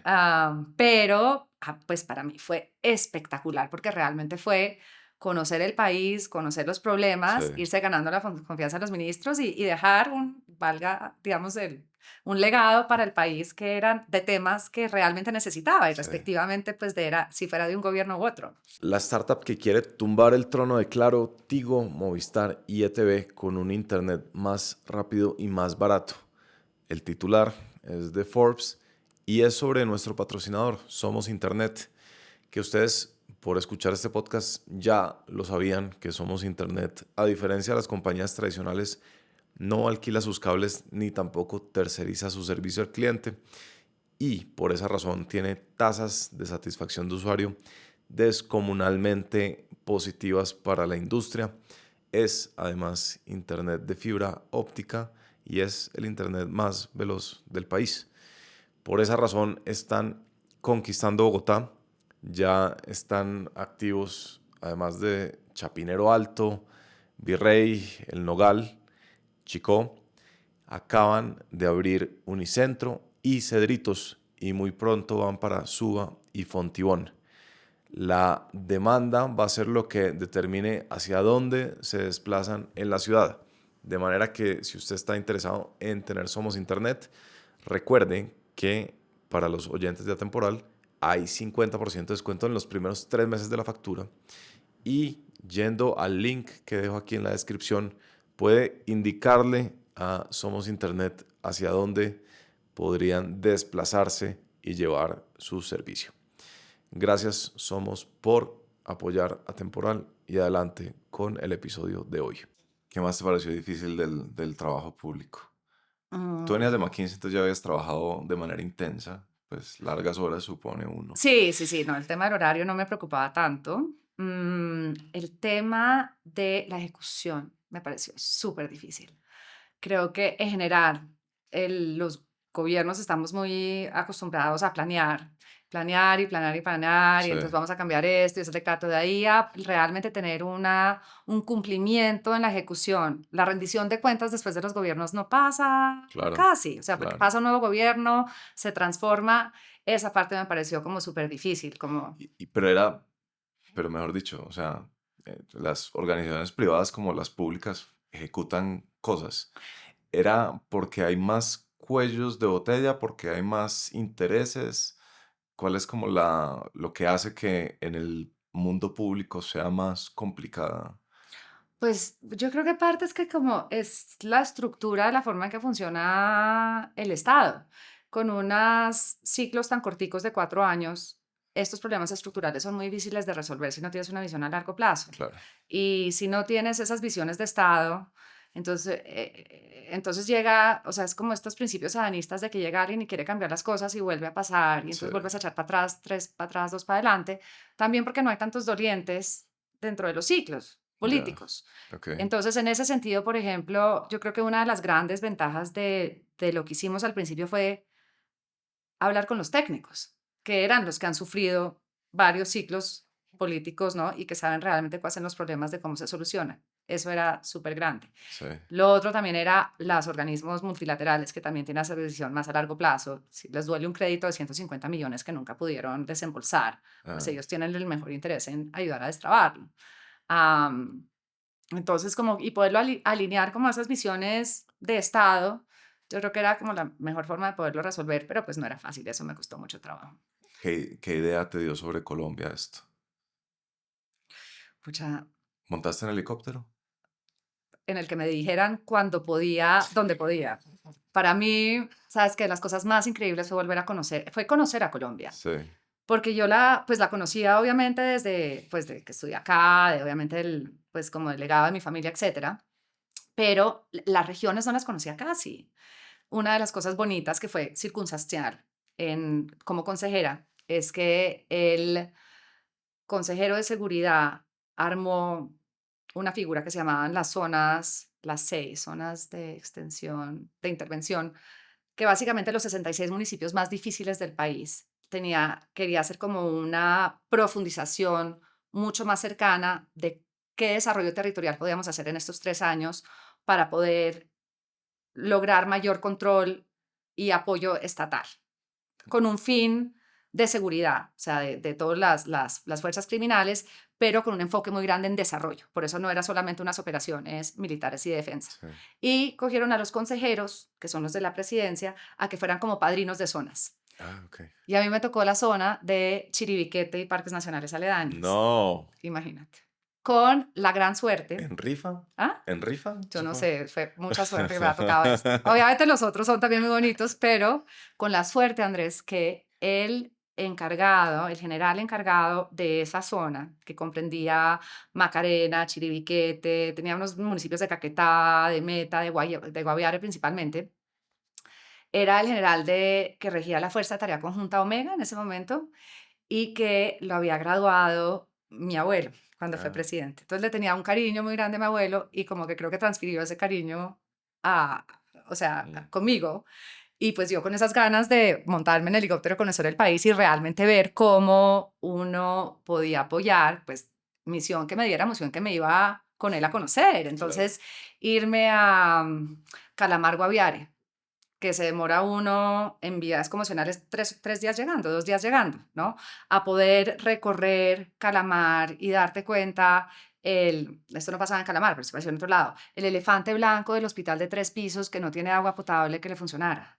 El caserío a 2 horas de San José del Guaviare que no tenía electricidad, donde no te entraba el celular, o sea, donde tenías el río Guayavero al lado y pues todas las fuerzas que se llevaban a los niños. Entonces, y eran proyectos chiquiticos que teníamos que gerenciar, una cancha, no sé, una planta solar chiquitica, una petar mínima, pero que hacía una diferencia gigantesca. Mm, Para mí eso fue como que lo típico que te dices, ¿no? sí, Desde Bogotá crees que conoces y no tienes absolutamente ni idea. Una humildad sí. de ver los problemas de nuestro país y la falta que hace poder realmente solucionar estos temas estructurales que me cambió la vida. ¿Qué paisaje te quedó grabado? ¿Paisaje? ¿Alguno que hayas visto en esos 4 años? ¿No viste para allá una cascada en Chiribiquete que No, no pues conozcamos sí, nosotros? Chiribiquete. Chiribiquete y Qué los parques locura. nacionales ¿Y son viste increíbles. los Mm, pictogramas o no? No, eso los vi después. Ya, Cuando fui a San José ahorita, no, sí, esa parte del oriente del país me pareció sí. increíble. Pero sobre todo poder hablar con la gente, ver estos problemas Ah, y darnos cuenta, o sea, lo hablamos mucho, ¿no? Las brechas que hay entre la ruralidad y las zonas urbanas acá, ¿no? Gran parte de esto, la geografía tan accidentada, las distintas, pero verlo en persona, entenderlo, conocerlo, hablar con las mujeres, fue sí. de lo más increíble. Ahorita dijiste que este trabajo como consejera te dio esta visión 360. Ujú. ¿Qué te dio el DNP? Uy, el DNP también me dio muchísimas cosas. Eso sí, la verdad es el trabajo más increíble que he tenido en mi vida. Porque el DNP lo que sí tiene, y sobre todo fue una fase interesante en la que entré yo en el DNP porque era exactamente el último año de gobierno. O Ya, sea, a mí me posesionaron el 3 de agosto ya, y el presidente Duque me ofrece el DNP es porque conocía los legados. Yo lo que necesito ahorita, este último año, es cumplir. claro. Entonces, tú vas allá y tu meta es cerrar todo lo que tenemos. Ok, No nos vamos a inventar nada nuevo. Y tenía toda la razón. Mira dónde claro. yo llegar a planear el último año. Sí, no. Entonces, por ejemplo, cuando llegué, el cumplimiento del Plan Nacional de Desarrollo estaba en 60%, nos quedaba un año. Ah, Como no que, madre. pucha, ¿qué vamos a hacer? Entonces, siéntense con cada uno de los sectores, ver qué eran las metas que no estaban cumpliendo, plan de choque para poderlo cumplir, esa era una de las grandes misiones. Teníamos, ¿qué te digo, 50 compes que no, que, digamos, dentro del plan que no habíamos hecho, desde compes de política como el de transición energética, o sea, es unos muy importantes como para tener esa visión de Estado, Sí, hasta compes de declaratoria estratégica como el de la calle 13 o el del metro que tenían que salir en nuestra vigencia, ya. que necesitaban seguimiento de ejecución. El catastro.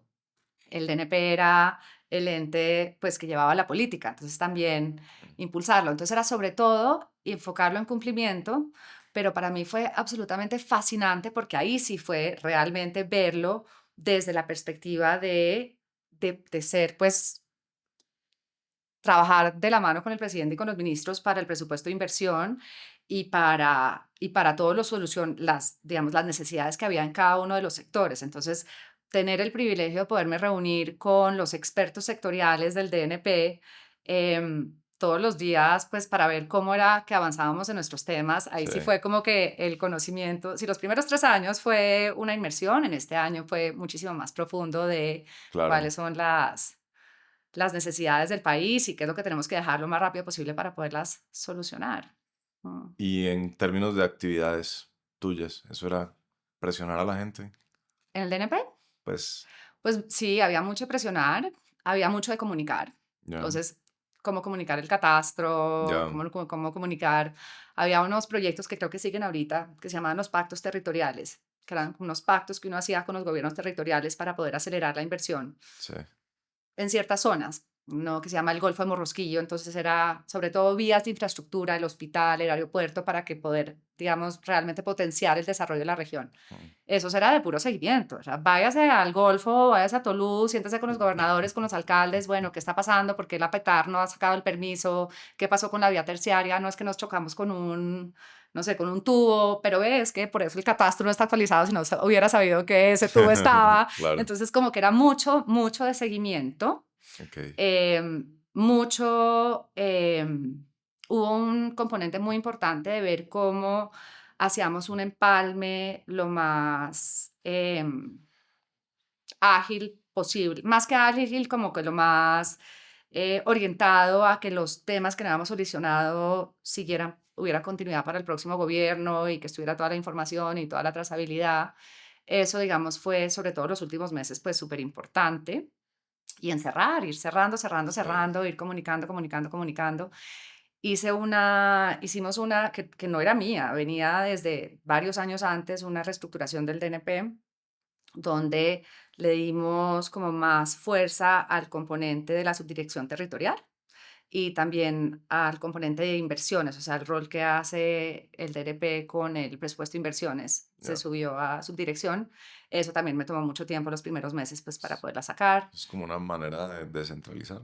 un poquito. Mm, Y sobre todo el tema, digamos, yo creo que de las lecciones más importantes en la consejería a través del catastro y en el DNP era la importancia de poder llevar planeaciones a las regiones y ya. que como que la próxima frontera de verdad era cómo se trabaja con las regiones para realmente esto ya tiene que ser algo de empoderamiento y de fortalecimiento regional. De hecho, digamos, yo creo que la misión más importante que logramos lanzar, no la terminamos, la terminó este gobierno, es la misión de descentralización. Mm, Llevaba 30 años y una misión de descentralización qué madre. la organización. Entonces terminó en el SGP ahorita, pues que sabemos que es complejo, pero digamos, las dolencias Sí, de la descentralización y de la importancia de fortalecer las regiones en competencias, en recursos, etcétera, yo creo que es como de los temas más importantes sí. que toca ir fortaleciendo en el DNP. ¿Qué porcentajes de los días son buenos cuando se está en un gobierno? Em, Depende mucho. En tu caso. No, que además depende que es bueno. Porque tú puedes, ¿no? Bueno, puede ser que igual estás llorando, o igual, pero o sea, crees que hiciste algo y tienes como la satisfacción.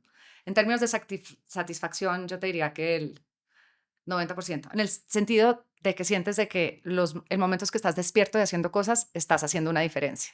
¿Sí Ya, me entiendes? Y eso no va a pasar, a mí no me ha pasado en ningún otro trabajo.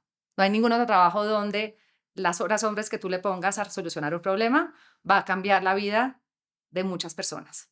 Y eso es un componente de satisfacción gigantesco.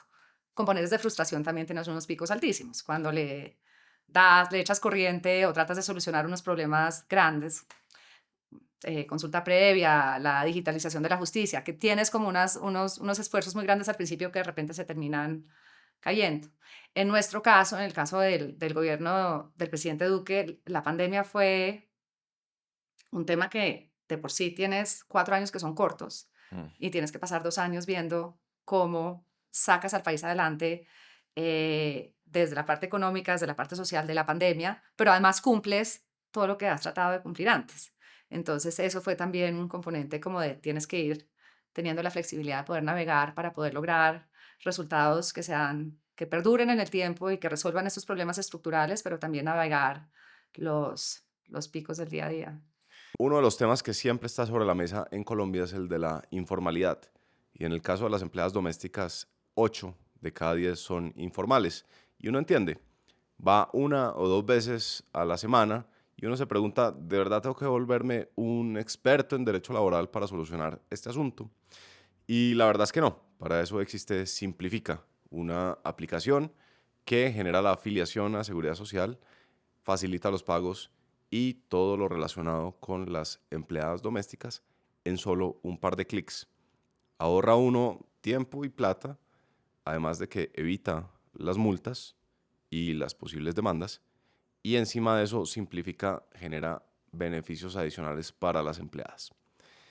Ya más de 25.000 familias han usado Simplifica, que si van a simplifica.com pueden registrarse y recibir una asesoría totalmente gratis sobre su caso particular. Gracias Simplifica por apoyar a Temporal y sigan con el episodio. Este trabajo que acabas de contar fue absolutamente accidental en tu vida.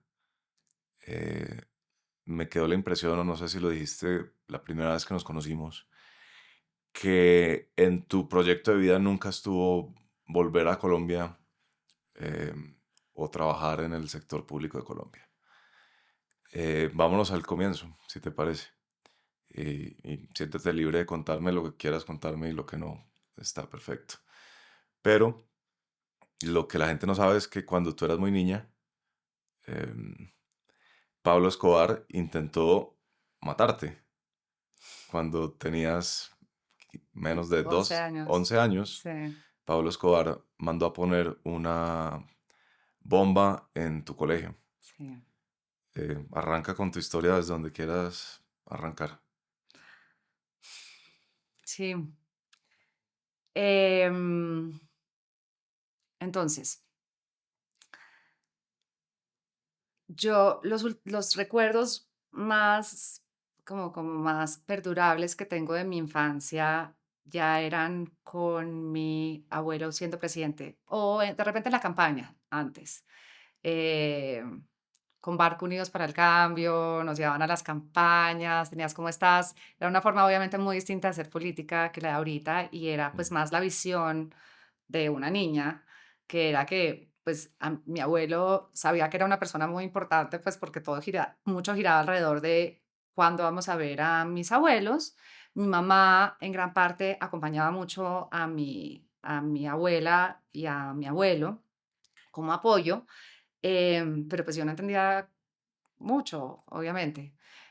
Nosotros vivíamos afuera, nos vinimos fue para la campaña del 86 y acá nos quedamos, entonces casi que mi vida de Colombia, mi regreso a Colombia está directamente atado como a la campaña del a la 86. campaña del 86 y a la entrada de la presidencia de mi abuelo.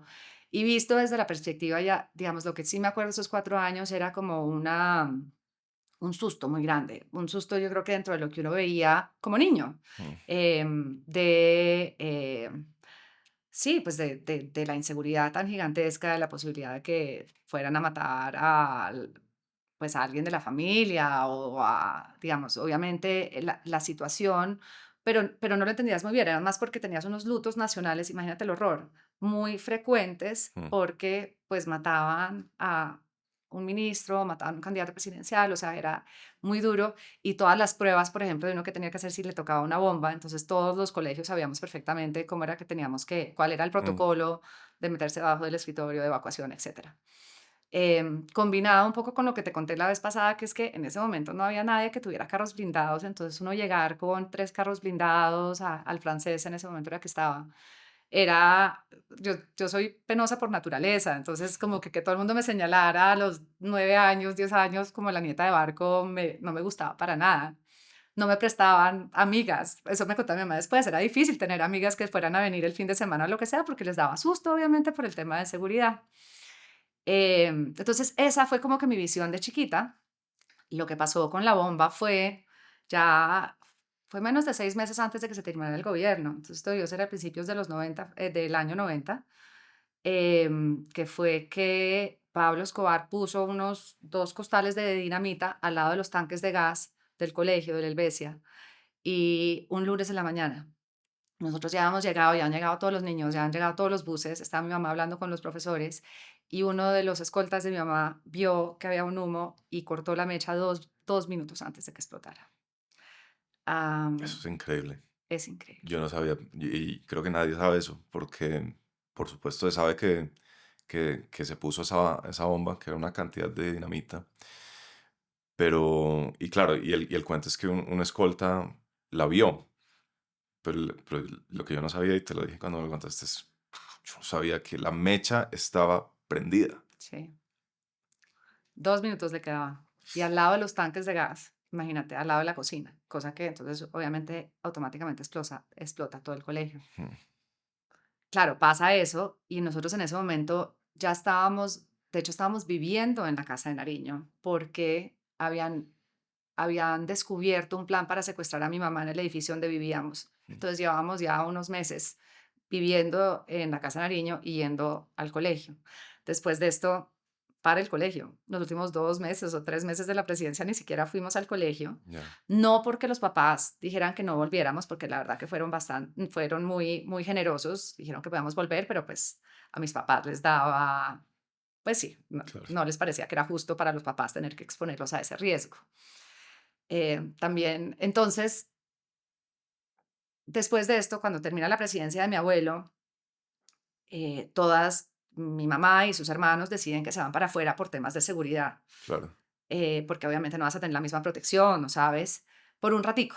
Y yo me acuerdo ahí fue una sensación de libertad absoluta, salirme de acá, como que sentí que un peso gigantesco, porque además uno a los 11 años, digamos, por ejemplo, mi mamá me dice muchos años después, dice, yo a ustedes las trataba de proteger, entonces no veía el noticiero al lado de ustedes, no hablábamos de temas difíciles, pero pues claro, uno se mete en la cocina o tiene el periódico al lado, o oye las conversaciones de los adultos, entonces sabíamos que algo muy grave estaba pasando, pero no entendíamos muy bien cómo se solucionaba o qué era exactamente, digamos, y más era el susto de que pues en cualquier momento no estás, o no está tu mamá, o no está tu abuelo, no está nadie, Mm, te matan. Entonces, claro, cuando me fui para afuera fue un respiro tan grande que yo dije, yo no quiero volver a un país donde como que asociaba esos sentimientos. mm, Sí volví, estuve los últimos 4 en la universidad, pero después cuando me fui y me casé con un extranjero fue como que, bueno, mi vida va a ser afuera. Yo creo que indirectamente sí me había ido preparando como para trabajar en el sector público, en algún lado, porque es ya, algo que sí siempre me ha encantado. Entonces, yo creo que por eso cuando estuve en McKinsey, los trabajos que hice principalmente fue en el sector social, después pues el emprendimiento, pero fue un emprendimiento social, después en la CAF en desarrollo. Entonces, sí nunca he estado 100% vendiendo pañales o trabajando en una institución financiera para sí. entonces, siempre ha habido ese componente, lo que pasa es que no entendí tan claramente cómo me había ido preparando a través de mi vida profesional para poder hacer el trabajo que hice en el sector público, sino cuando llegué. Porque muchas de las cosas que hicimos en la consejería, por ejemplo, eran herramientas del sector privado. Todo este tema como de seguimiento, del plan de trabajo, de cómo son los indicadores y cómo llega, sabes, como que había muchas cosas muy técnicas que yo conocía, era por mi parte histórica, pero sí hubo una reconciliación muy grande cuando llegué eh, a esa historia como tan turbulenta. Me acuerdo muchas veces que me tocaba ir al Consejo de Ministros a presentar y estaba pues muy nerviosa y era casi que invocar el espíritu de mi abuelo para que me diera como mm, como esa, no sé, esta visión de que, y es parte como de la conciliación de haberme dado cuenta pues lo duro que fue el trabajo y lo visionario que fue el trabajo de mi abuelo y pues de su gobierno. No fue solamente él, obviamente, para solucionar problemas estructurales del país que ya 30 años después estamos viendo otro país distinto y cómo yo podía en la medida como que tomar esas cosas y también seguir mejorando a Colombia. mm. Am, entonces, como que si teníamos un problema gigantesco, la pandemia, el paro, que eran problemas durísimos. O sea, el país ha pasado por unos temas muy complejos, como que solamente me imaginaba lo que era uno estar en un Consejo de Ministros en 1989. Decir como que, bueno, hemos pasado por cosas peores, Mm, esto lo podemos superar. mm. Mm. ¿Y cómo era esa invocación del presidente Barco? Era, ¿qué haría mi abuelo? Mucho que haría mi abuelo, mucho.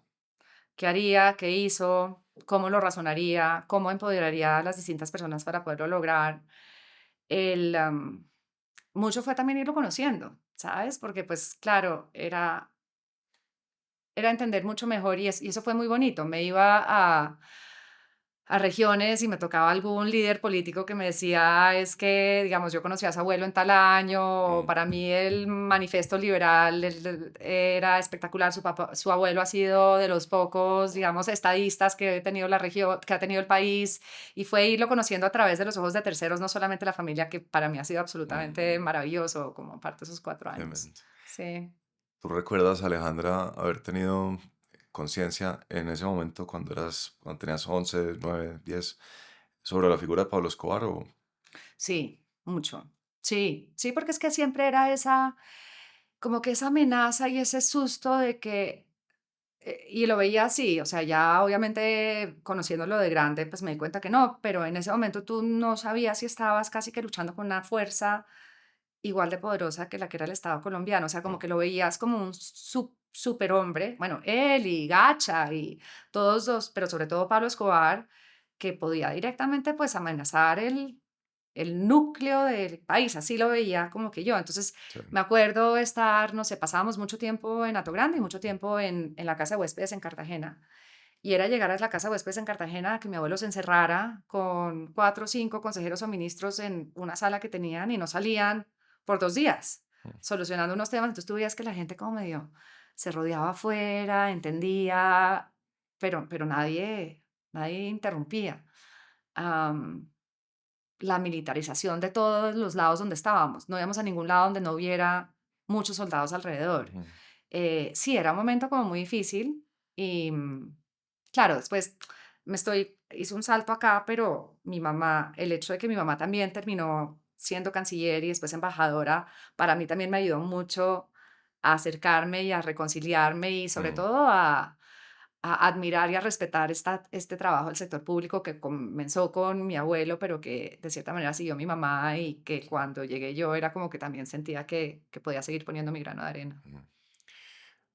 La, bueno, esa pregunta es interesantísima de si tenía más poder Pablo Escobar en ese momento que el Estado colombiano. La respuesta no es obvia, pero pues muchos de los testimonios que hemos tenido aquí en el podcast apuntan a que sí, o sea, la precariedad de verdad Sí, del Estado colombiano en ese momento es absurda. Em, en parte mi interés por la figura pues, del presidente Barco es ese, ¿no? Es como sí, confrontar una, una fuerza superior de la manera como lo hizo. sí, em, Sobre todo con el tema del terrorismo, ¿no? sí, De esta cómo, amenaza. Mm, cómo lidia uno una guerra a sabiendas de que pues no hay cosa más desesperanzadora para una sociedad que el terrorismo absolutamente. y la presión de negociemos, ¿no? Por todos lados, sí, entre el susto y los intereses Sí, y todo, seguir adelante con esa valentía y que lo acompañe y, el y gabinete, sin el saber bien equipo. en quién se puede confiar, Sí, ¿no? Con ese nivel de confusión, ¿no? De las Fuerzas Armadas, quién está con otros, quién está comprado. totalmente. La anécdota que cuenta de la calle es muy buena. Creo que fue al día siguiente, quizás del asesinato de Galán, quizás. Me puedo estar equivocando en ¿Cuál de los cuál de los asesinatos? asesinatos, Sí. pero que se va de la calle, no trabajaba en el gobierno, pero era consejero, y, y se vaya al Palacio de Nariño, y están Manuel José, Fernando Cepeda, Germán Montoya, y el resto, el palacio medio desértico, Ujú. y están sentados y entra su abuelo, el presidente Barco, como dice de la calle, como en una escena de película de cowboys, Con el de esos pelo, que no, que entra así como con que entra pateando a la puerta. a la Sí. taberna, y entonces los ve ahí todos callados y que les empieza a decir, ¿qué hubo? Muy amiedados o qué? Aquí nadie con susto, no hay que, mejor dicho. Pues que llegó a decir, aquí no ha pasado nada, No, impresionante. aquí seguimos firmes. ¿Tú tienes algún recuerdo de alguna escena de ese momento? Pues diré que no sea, me imagino que hay mucha ya leyenda familiar y cosas que te han contado, pero recuerdo tuyo de ese momento, de esa época del presidente Barco. ¿Alguna escena? Pues esta imagen de que estuvieran encerrados como en la sala como de reuniones que había en la casa de huéspedes, y me acuerdo que era porque acaban de secuestrar o estaba secuestrado uno de los hijos de Germán Mm. Montoya. No, no era por eso, era porque sabía una cantidad de cosas, pero me acuerdo que mi asociación era, pucha, o sea, es uno de los hijos de un señor pues que siempre estaba al lado de mi abuelo, o sea, entonces para mí esa valentía de los riesgos que estaba tomando con su familia, con sus ministros, con los ciudadanos, que uno decía como que esa imagen como que la tengo, pero él, de lo que yo me acuerdo, hacía como una separación desde mi perspectiva de nieta, seguramente no era así ni con sus hijos ni claramente con su esposa, pero como de los aspectos familiares. Entonces, por ejemplo, cuando estábamos en Cartagena, el desayuno en el cuarto de mis abuelos, que tenía como una jardincito, era sagrado. Entonces Mm. era llegar allá a comer unos panes calientes de canela, que eran la cosa más deliciosa, que vinieran las mariamulatas a robarse las migas de pan, y él como que jugar con nosotros, nos hacía una cosa que nos enderezaba la espalda, porque le detestaba que la gente estuviera así, entonces nos pasaba la mano por la columna vertebral y quedaba uno así. Entonces, una imagen de él como muy cariñoso y como un poquito distante porque no lo veía tanto. Am, pero no, como esas imágenes, yo creo que fue más esa como de haber pasado tanto tiempo en esa sala como de crisis, me acuerdo mucho. Mm, Am, pero el resto tampoco es que tengo tantas. claro. Me acuerdo su pelo, em, y después fue más ya sí, durante su enfermedad. Y después, pues obviamente a mi abuelo la conozco mucho más, pero a mi abuelo en gran parte lo he ido conociendo es a través Mm. de las anécdotas y pues de los libros y de la literatura. El, ¿Cómo es el recuerdo general familiar sobre esa época pues, en relación al presidente Barco? Es, no sé, a nuestro abuelo, a mi papá, pues le tocó la época más dura y como decía Vasco, sostuvo casi que con sus manos el Estado colombiano. Esa es un poco la noción que se ha forjado digamos, en la construcción narrativa familiar Entonces, de qué fue lo que hizo su abuelo en ese entonces. sí, pues yo creo que para mí, digamos, una de las lecciones, ahora que me dices como que a qué cosas como que yo invocaba, uno de los temas que a mí me parece fascinante de mi abuelo es que desde que era muy chiquito él sabía que él iba a ser, pues que iba a ser un político y Mm, que ojalá iba a llegar a ser presidente y eso es algo que siempre tuvo mm, clarísimo pero porque sabía lo que quería solucionar en el país y se preparó para eso y lo hizo cosas muy interesantes en cada una de sus fases, o sea, cuando estuvo en el gobierno local, cuando estuvo de alcalde, cuando estuvo y eso para mí es como que es una persona, de cierta manera, que llevaba desde los 13 años viendo qué iba a hacer. Entonces no era, o sea, nunca fue una duda que no iba a poner el 120% y tomar las decisiones más valientes cuando era presidente, porque llevaba preparándose 60 años, 65 años, 67 años para hacerlo. Y eso era como que creo que si alguien sabía de la importancia de dejar eso en el país, eso es lo que me queda a mí. Y creo que es mm, un poquito como que le queda a la familia también. mm. Nunca hubo, yo creo que ninguna duda de que mi abuelo iba o a ser empresario o Sí, se iba a quedar afuera. Las anécdotas de mi mamá de cuando estaba en el Banco Mundial estaba desesperado. O sea, eso de salir a las 5 de la tarde no sabía qué hacer con su vida. Tener que jugar Lego con su hijo era como que no, él necesitaba estar esas valentías, eso de que, ¿no? Hubiera tenido un atentado, igual regresa a Colombia y regresa, digamos, con toda la época de la violencia, o aún como la historia de amor con mi abuela. Siempre fue, nunca hubo ninguna duda que si mi abuela se casaba con él, se casaba era para estar con él en Colombia y ujú, hacer esa trayectoria de vida. Entonces, eso para mí es algo en el que me siento enormemente orgullosa y que cuando invoco, digamos, uno dice, uy, no, es que acá la situación se está poniendo difícil, es como que, pues pucha, si mi abuelo pudo hacer eso en los sí, ochentas, digamos, nosotros vamos a poder superar cualquier cosa sí. y Colombia va a seguir para adelante.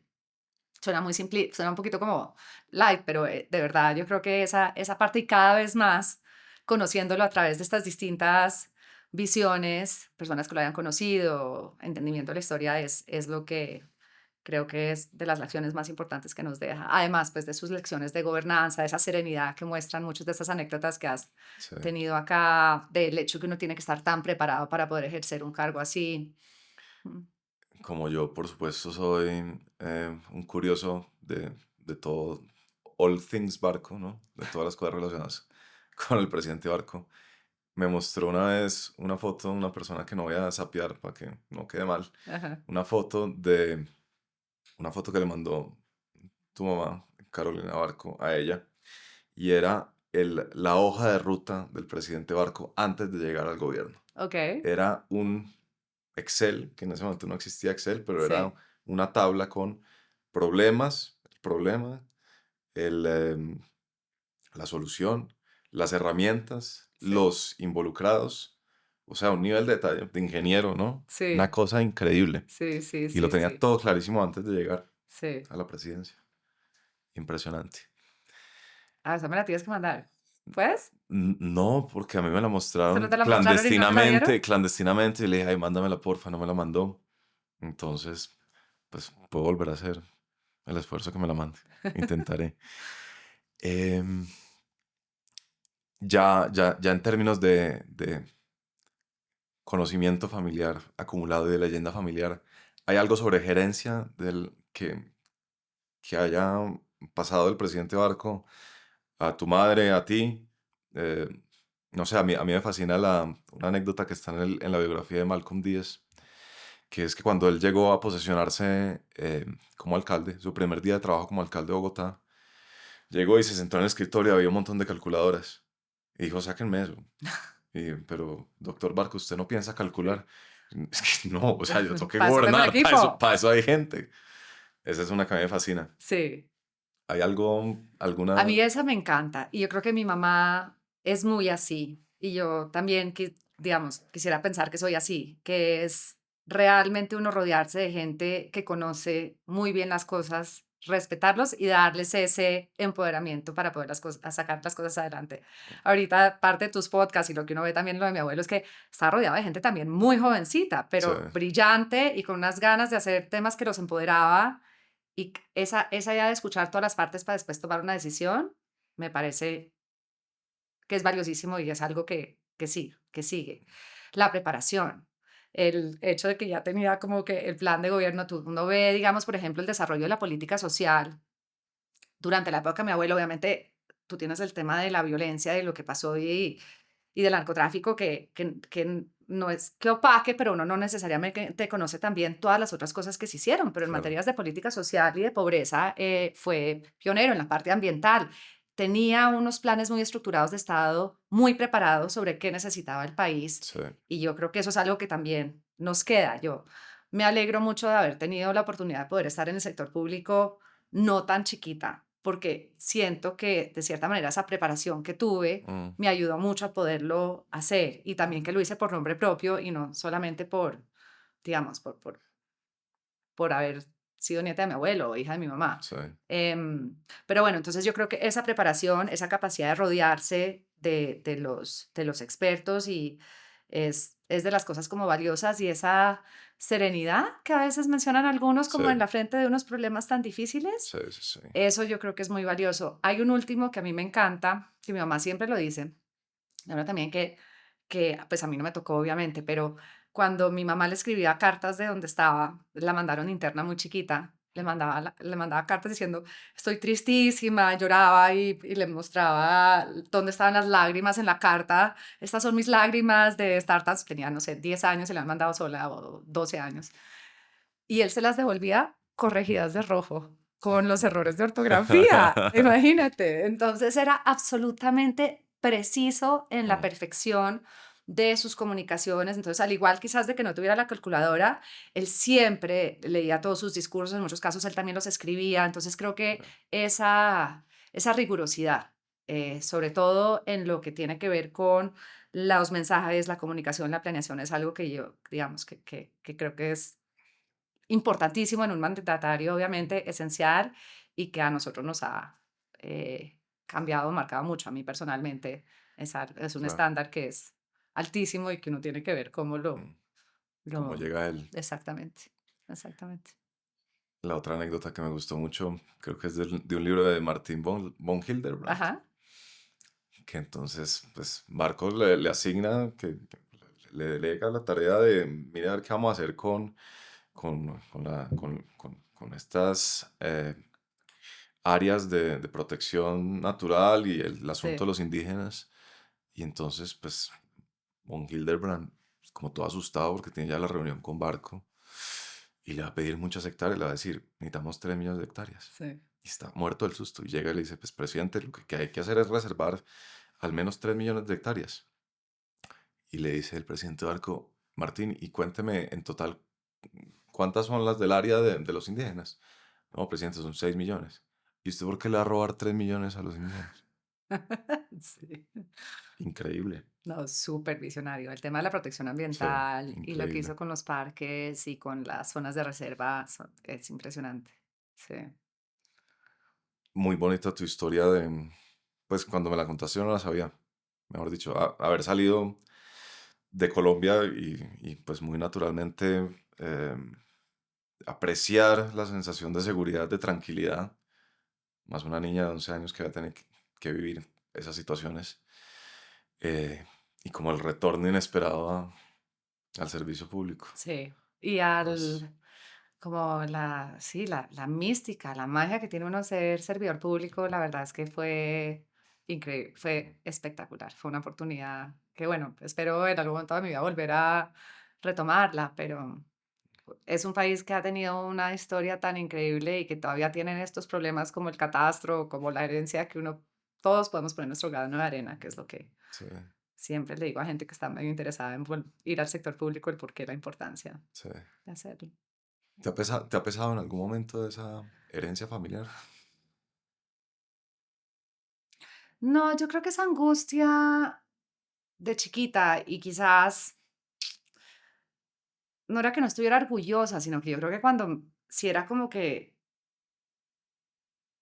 no sé, si sentía que de repente me habían como robado parte de la infancia o alguna cosa como muy, que uno ya de grande se da cuenta de, pues obviamente lo que estaba pasando en el país y lo que estaba pasando, que estaba haciendo el gobierno, obviamente opaca cualquier sensación, pero uno en ese momento pues es como muy, ¿no? Se centra es en uno y era como que, pero Claro. ¿por qué no me puedo ir de vacaciones tranquila? ¿O por qué no puedo caminar en la calle? ¿Por qué no puedo montar bicicleta? Mm, ¿Por qué es que me tengo que sacrificar? ¿O por qué mis vacaciones las tengo que pasar en, no sé, en el Amazonas, rodeada de nada sin poder mover? Porque, mm, digamos, es... Y mi mamá me decía, no, pero Alejandra, ¿qué es esto? Es una oportunidad de poder conocer unas partes de Colombia que nunca había... Yo, sí, pero yo me quiero ir a Irotama, no sé, o sea, yo quiero como que, no. Entonces, y un poquito, sí, sí, la ahorita que lo dices, sí creo que el hecho de ser, de que Barco sea mi segundo apellido también me gustó mucho, porque es como que de cierta manera muchas de las cosas que dices más ha sido por mi propio, siento mm, que es por mi propio mérito. Tú, alguien, no necesariamente cuando para nada, en el gobierno necesariamente sabían que yo fuera nieta de mi abuelo, hija de mi mamá, sí. y eso para mí era muy importante. Lo que no quería era que fuera simplemente porque pensaran que era por el legado que le iba a hacer. Entonces eso... Y además no era un rol político, no era como que necesitamos aquí a alguien, No, y eso fue muy chévere. necesitamos ganar favor con Carolina Barco. Pues, ¿Qué? sí, Exacto. O aún, exacto, cuando llegué al DNP ya llevaba 3 años, ya sí. me había fogueado, ya... eh, entonces eso también yo creo que fue muy bueno y entonces, pues Entonces sí, ¿qué hubo te viaje digo? al Amazonas ¿Allá? en esa época, Sí, sí, claro. mucho. Claro. Sí, nos íbamos a, no, la verdad que eran unos paseos, era pues más que paseos, eran como que ver, porque eran los pocos momentos en que podía mi mamá estar con su abuelo o con su mamá, Sí, nos sí, sí. íbamos todos a... Claro, a- ya. y claro, uno a esa edad pues lo que quiere es, no sé, comer helado en la calle o irse. Claro, sí. Jugar bolos en el Irotama, algo así. Exacto. Pues Alejandra, Muchas no gracias. a ti, de verdad.